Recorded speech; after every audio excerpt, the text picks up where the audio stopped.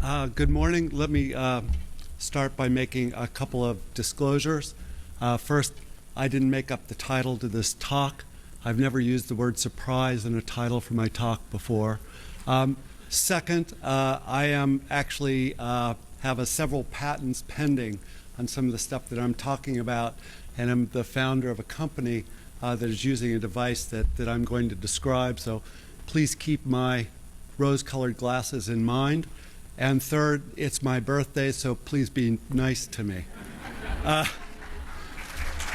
Thank you. Questions? I'm done. So I'd like to pick up a little bit from where Cliff Rosen was addressing about the role of, as he was describing, adipogenesis and adipocytes, and whether there's this sort of interrelationship with bone and osteoporosis.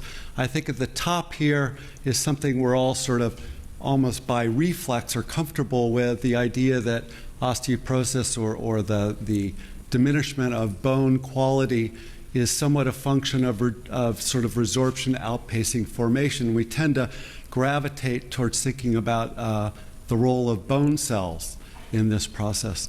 At the bottom, if you just, with the idea that adipogenesis outpacing osteoblastogenesis, if you use your imagination on the panel on your right, you, rather than thinking of this as a thinning of the bone, thinking of it the expansion of fat within the bone cavity. So rather than necessarily we're forming less and less bone, which obviously we are, that in reality, under conditions, let's say, like aging or disuse, we're actually biasing towards the formation of fat. And this is important when we think of things like sarcopenia, which were also talked about to a great degree yesterday. This work by K.S. Leung and colleagues actually emphasizes a couple of points on the panel on the right. The point being that not only are you losing bone and muscle, but you're actually losing specific parameters of muscle, because muscle, as Sue, in her very elegant talk, was pointing about the role of muscle-specific fiber types, that as we age, in this case, losing type 2A and 2B fibers is sort of something that might contribute to our susceptibility to falling. The other curious thing, again, thinking about that adipogenesis role in bone in osteopenia, in this case in sarcopenia, these two images of the cross-section of a femur of two males of two very, very different ages but identical BMIs, if you look at the bottom panel, particularly if you're eating marbled steak last night, you could, from beef or pork, that if you look at this, you can see that rather than the wasting of muscle, it's the expansion of fat. So my role here, and here stealing a slide from Cliff Rosen and Mary Buxton's Nature Reviews paper from 2006, to look at the role of MSCs, and basically stem cell progenitors, in this sort of bone muscle compromise in conditions of disease and aging. And if you look here, because yesterday we were wondering about what are the key cells that are responsible for the mechano response, and here we are in basically the homeland of the osteocyte, and Linda's really amazing work with the osteocyte. I will remind everybody as we sort of struggle, well, is it the osteocyte, the osteoblast, the osteoclast? Essentially all cells, period, are mechanosensitive.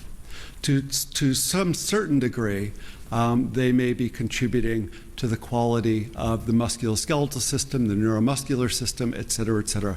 So I just ask you to sort of expand your horizons a little bit, and while most of us tend to think of the idea of mechanically loading osteoblast, or the resident bone cell population, be it osteocytes or osteoblast bone lining cells, or the role of mechanical signals in slugging up the osteoclast and suppressing its activity, that what I'm going to try to do is hunt down to the role of the progenitor population, and if we can influence its fate, it may actually have clinical outcomes that are actually end up being important. So this work by my colleague Yishan Chen, who's actually in the audience, I think, it really emphasizes, sort of takes the point of, I'm going to loosely describe as Frost's mechanostat theory, which I personally am not a big believer in, with apologies to Harold wherever he might be. But in essence, in principle, it's right. Use it or lose it. As Sue points out with the astronaut corps, they're up in space, they're working like maniacs, they're still dumping bone.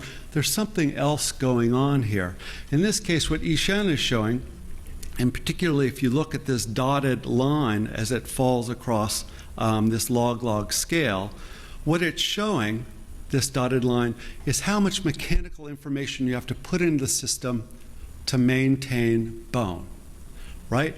You go underneath that line, you lose bone, the red region, or in this case, these cross-sections of all things of turkey illness, becoming osteopenic and cortical thinning, etc. Here we've got nicely maintained bone, right? These are bones that are essentially subject to disuse for 8 weeks, except for the mechanical signals we put into it. And here, falling above the line, as it were, that you're stimulating periosteal and endosteal bone, but curiously, you're suppressing intercortical remodeling. And my goal here, I mean, I know several of you in the audience are probably yawning already because I've basically been badgering this point for many, many years, is to try to provide a foundation for where our lab group is trying to go now, pushing on the point that, hey, all cells are mechanoresponsive, and all of them, when we think physiologically as a system, are contributing to muscle and musculoskeletal quality, or the susceptibility to diseases like obesity and diabetes is actually where this is going. So the funny thing about that log-log plot, and if you remember from high school, log-log plots were always kind of funny because numbers get really big really, really fast, is that, if I could just go back one, down on the x-axis, we're talking about tens and hundreds of thousands of mechanical loading cycles per day. And along the y-axis, remember Sue was just talking about 1,000 microstrain, which is about the strain that your tibia will see as you're walking down the street. But in essence, when you're down in the hundreds or millions of cycles per day, you only need to put in very, very small amounts of mechanical information to basically trick the system into remaining basically in stasis, a dynamic element of stasis, but no bone turnover. The problem with hundreds of thousands of cycles, of course, is there's not enough time in the day. But as it turns out, that as you increase loading frequency, cycles per second, bone itself becomes more and more responsive. So rather than loading the bone at 1 cycle per second, to actually buzz the bone 30 cycles per second, 60 cycles per second, bone really starts to, no pun intended, to resonate. It actually starts to turn on quite quickly. And at first, this is physiologically seems some sort of like supernatural stimulus. But then think about every system in your body that picks up exogenous signals. The way you hear me change my voice, frequency related. The way you see colors on the person's blouse or shirt sitting next to you, it's all wavelength, right? The way that your Pacinian and Meissner corpuscles can actually pick up pressure-sensitive movements, etc. They're frequency windows where these pressure-sensitive systems, 10 to 100 hertz is where they're most sensitive. You can figure that out by pushing your thumb against not your neighbor's blouse, but your blouse, and move your thumb around. And if your thumb is actually quite still, you can't feel the texture. It's not until you actually start moving your thumb that you actually pick up these exogenous signals. So why not bone? Still, it's a little bit hard to swallow until, and particularly as this is a bone-muscle meeting, which we were reminded about quite often while we were picking muscle off of ribs at the rib house last night, that in essence, what we've got here is a very fancy microphone called an accelerometer that's basically taped over the skin, over the soleus, and we're looking at basically how much noise a muscle makes while you stand. And you can see in this sort of funny graph on the x-axis, rather than as a function of time, something called a fast Fourier transform, it's a function of frequency. And what this shows is that there's a lot of muscle information or noise in this 27-year-old female while she's standing in this sort of 20 to 50 hertz realm. And then all of a sudden you start to say, well, if bone is sensitive to these higher frequency domains, maybe this muscle activity in this realm is important to regulating bone mass. Take it one step further, you take an elderly person who's suffering, of course, from sarcopenia, and remember in K.S. Leung's work about fiber-specific sarcopenia, that in essence, as we age, we start recruiting different muscle groups in order to stand up and be stable. You could think of it as, yes, that's a susceptibility to falling because you're using different kinds of muscle groups to do it, but you can also think about it as a declination in the amount or the nature of the mechanical signal that bone sees essentially throughout the day. I'm standing here now, my muscles are basically holding me up, I hope, and they're providing an omnipresent mechanical signal to my bone tissue. Admittedly, very, very, very small, but perhaps very, very important.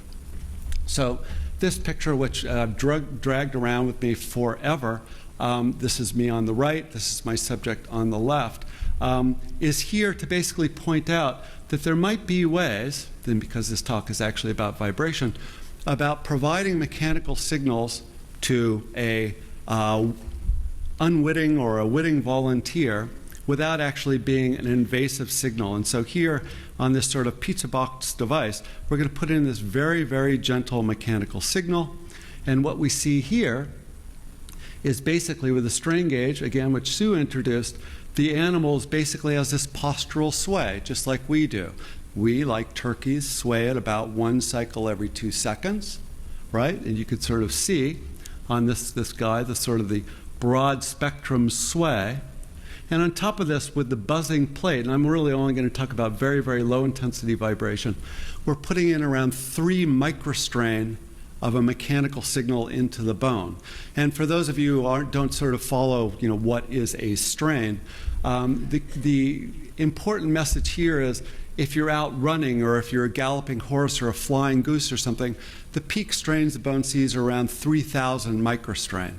So here we are putting in orders of magnitude, 2 to 3 orders of magnitude, lower mechanical information than the peak strains you might see during strenuous activity.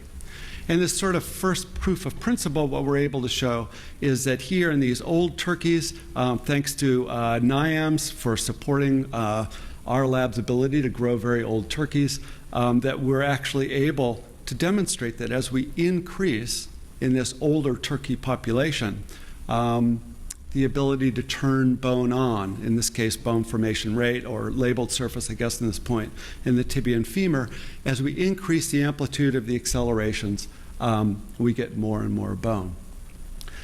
The problem really becomes that when you think about it, 3 microstrain is pretty small. And we're talking about mechanical deformations at the level of a bone lining cell on the order of angstroms, which is, pretty small. And we really have struggled with this a lot. This is work from my colleague Stefan Judex, which demonstrates in a cranial defect in a rat, can we actually stimulate the regenerate based on mechanical signals? And we don't want to take patients with cranial defects and ask them to bang their heads against the wall, of course. But in this case, what we're doing is rather than actually loading the cranium, we're oscillating the head back and forth very, very quickly by attaching them to a loudspeaker, sort of like a rock musician.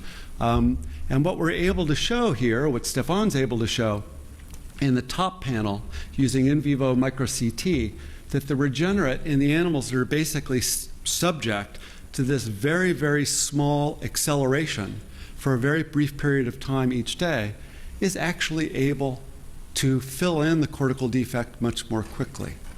And again, we're talking about acceleration, which is even a more fundamental mechanical signal than strain or deformation. I mean, let's be realistic here.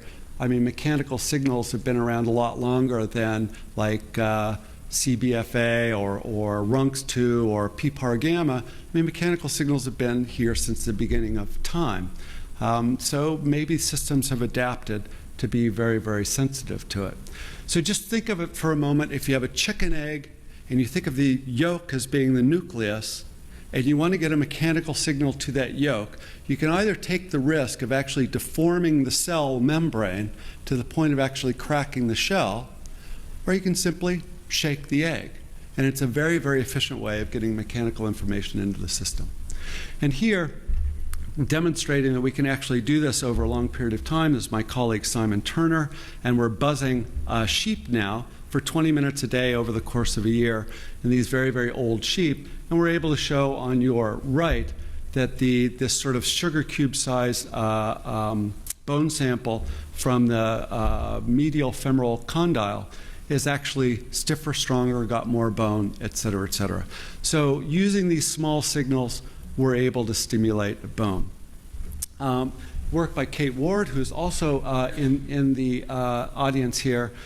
She and her colleague Zuf Mulgal took a group of kids with cerebral palsy and actually had them stand on one of these buzzing devices, here in this case, and looking at the proximal tibia using CT scans, she was actually able to ask the question about, in these kids who are not particularly active, can providing a surrogate for, let's call it muscle activity, because it is a bone-muscle meeting, is it able to actually stimulate an anabolic response? And just focus for a moment on the red bar. This is 6 months later, looking at volumetric bone mineral density in the proximal tibia, that these kids in this small trial were actually still losing bone pretty dramatically. But the real kind of fun thing about this in the green bar is it really demonstrates that the bone cell population or the mechanoreceptive cell population, whatever it might be in these kids, that if you provide the mechanical signal, that you're actually able to stimulate a response. So you see the swing from red to green. So because we've also been talking about falling and bed rest and postural stability, et cetera, here's my graduate student, Jesse Muir, who is actually, I will say, because he's not in the audience, spent a lot of time in bed as far as I could figure out. But in essence, in this long-term bed rest trial funded by NASA, this is a human model of space flight now with a 6-degree head-down tilt. And you see we've got basically a vertical version of the buzzing plate. And this little panel up here, as opposed to down here, is basically looking at your center of pressure and how much it moves over, I believe it's a 4-minute period. And you can see that in this case, after 60 days of bed rest, when you stand up, you're a lot less stable. Okay? And the idea here was to actually buzz these volunteers for 10 minutes per day with the idea of perhaps introducing in the space station as a way of retaining musculoskeletal quality. And the idea is, you're probably familiar, is at least, although postural stability is not the perfect predictor of falls, that there is this sort of cone or region of stability that if you fall out of, you have a greater chance of actually having to recover. And in this case, at the top, we've got percent change per month of actual maximal sway and the bottom sway velocity. That in the stippled, you've got the controls, and the black bar are the people who are buzzed each day. You can see while we were not able to basically completely suppress the loss of postural sway, that we were actually able to keep them to influence their ability to stay straight and narrow. So that began to make us think that maybe in addition to bone, maybe we were influencing muscle. And this work, again, by Stefan Udex, shows in the top panels, this is staining of rat muscle between the age-matched control and the buzzed animals. And although the changes in fiber number were not significant, you could see the trend in the bottom left, that the actual change in area was significant. So we were actually stimulating hypertrophy. But as Sue points out, just because you have hypertrophy doesn't mean necessarily you have an improvement in strength. This is work that's ongoing. It's not published. It's the first time I've actually presented it. This is this in the next slide in collaboration with James Bibb at University of Texas Southwestern. That, as Tom Clemens pointed out yesterday, or introduced the rotorod as a way of looking at declines in muscle strength. In this case, we're trying to see if the buzzing actually enhances muscle strength. So in this case, we've got mice that are being buzzed for 21 days, and we're able to show on your right that in the first couple of trials, there were basically minor differences with the rotor rod and the ability to stay on this spinning rod. But further out, there were actually pretty significant changes in the ability of the mice to stay balanced on this spinning log. And then, and sort of one of the funny things about collaboration, this is a collaboration with Dr. Pereira from the University of Missouri. I don't know if he's in the audience. I'm collaborating with this guy. I've never actually met him. It's the wonder of the internet, I guess. But what he's able to do here, because he's an expert in basically muscle dynamics, in this case looking at force in muscle, in the control on your left and in the buzz guys on your right, and these are in young mice, he's able to demonstrate quite an enhancement in basically the activity or the dynamics of the contractile spectra of the muscle. And then you look at it here, these are data that, again, as I've said, not even in abstract form, but looking at the young mice, notice that the y-axis is different between the young mice being about 3 months old and the old mice being 28 months old, that the buzzing for 21 days is actually able to influence the force muscle activity in these animals. So this was kind of exciting for us because, as pointed out yesterday, it's not all about bone and it's not all about muscle. There's a lot to do with neuromuscular activity. There's a lot to do with neuromuscular control. And this is suggesting that maybe this mechanical challenge is actually influencing it down the road. But let me get to stem cells, because I think that that's really where we are sort of really very, very excited about. This in collaboration with Vicente Gilsons. This is a group of young women, young osteopenic women between the ages of 16 and 20 that basically buzzed each day over the course of a year. This is intention to treat data, so this is all the young women included here, the red bar and the green bar showing in spine cancellous bone density a significant response in cortical bone area, which is really the first clinical trial that we've been involved in where we've seen a cortical bone response, again showing a nice change. These are all young women in Tanner stage 5, so we think that they're basically these are something that is anabolic to the bone itself. And this is really where the story got very interesting for us. This is because Vicente was doing this through CT scans and looking at the spine. He was also able to look at, what else? Muscle and fat of the visceral cavity. And in this case, in this intention to treat data, he's showing that the muscle mass is increased, and then going in a per protocol analysis, breaking it down for women who use the device for less than 2 minutes per day, and including them with controls, we show actually this quite marked difference between bone density, muscle area, and actually a suppression of fat accumulation in the visceral cavity. Which brings us to sort of where we are now, which is buzzing mice, but to look at not only bone and muscle, but to look at fat production. So this is nice. We basically put these mice in a box on a buzzing plate. We're putting in very, very small signals. The hypothesis being that we were going to bias the fate selection of stem cells to become bone and muscle and not become fat. So this would be a way to suppress fat production. But our body mass and food intake over the course of this 12-week study didn't show any differences at all. We thought that this was just a complete bust until we looked at the in vivo CT scans. This is basically bone and muscle is erased away. You're looking only at subcutaneous and visceral fat. And in the low-intensity vibration group, you can see there is a marked suppression, actually quantified to be almost 30% less fat in the torso. Just because we're interested in also in muscle and muscle function. I throw this up just because in terms of triglycerides, here in the middle panel, muscle and free fatty acids, we're also seeing concomitant decrease in their presence in these tissues.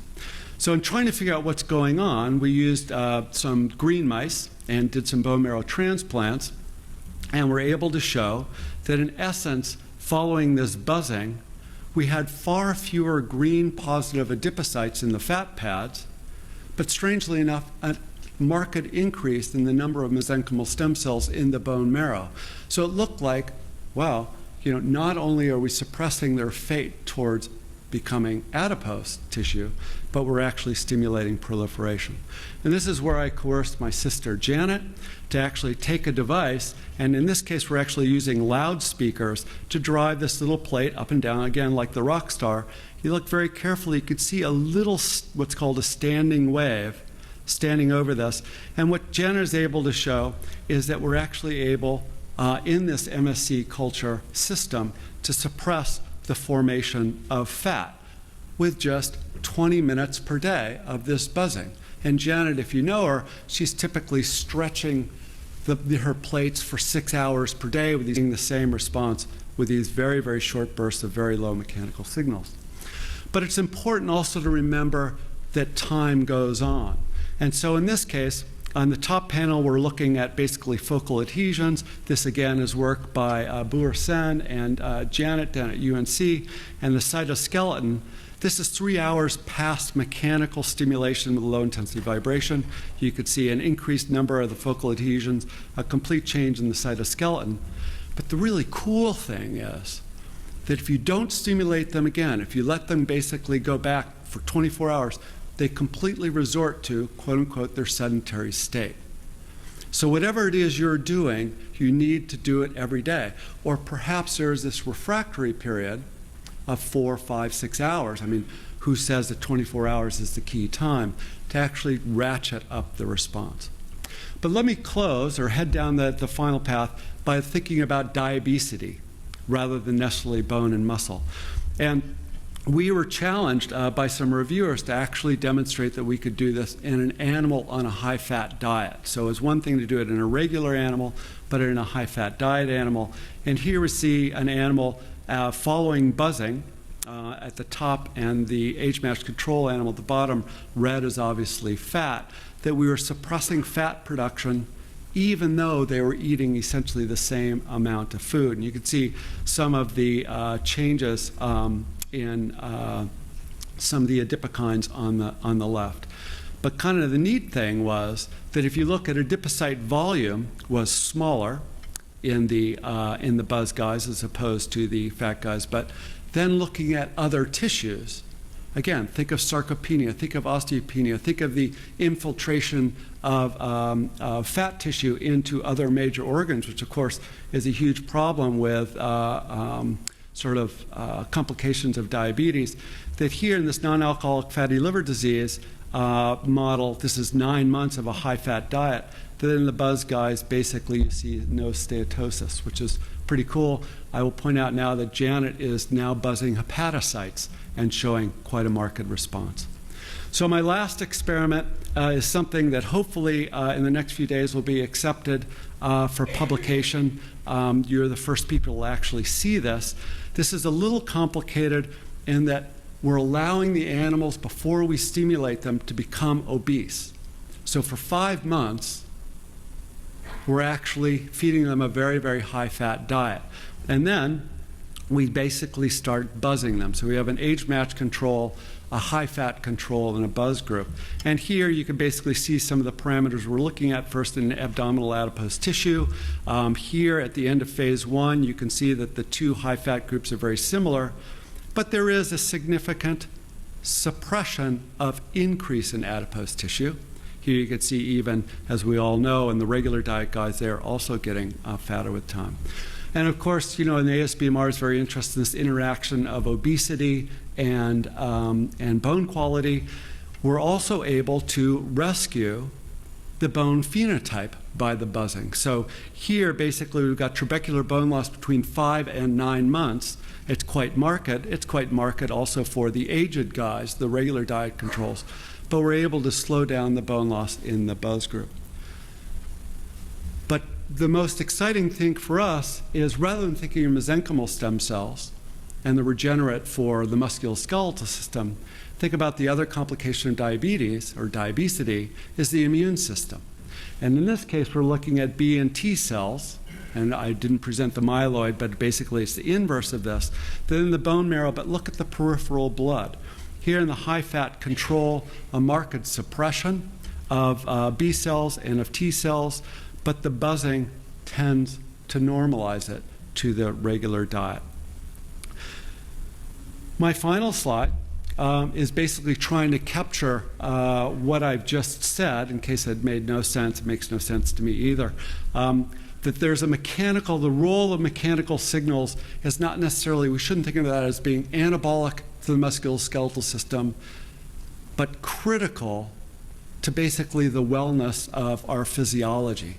Because in reality, being a couch potato is quite unnatural, as much as we might like it. And without the mechanical signals, there's a default pathway, certainly for MSCs, that seems to be fat production. My closing slide, I would be remiss to not point out my dear sister Janet. That's her there. That's me with a big fat head. And this is me still with a big fat head, but now with a beer in my hand and my lovely lab group. Thank you for your attention.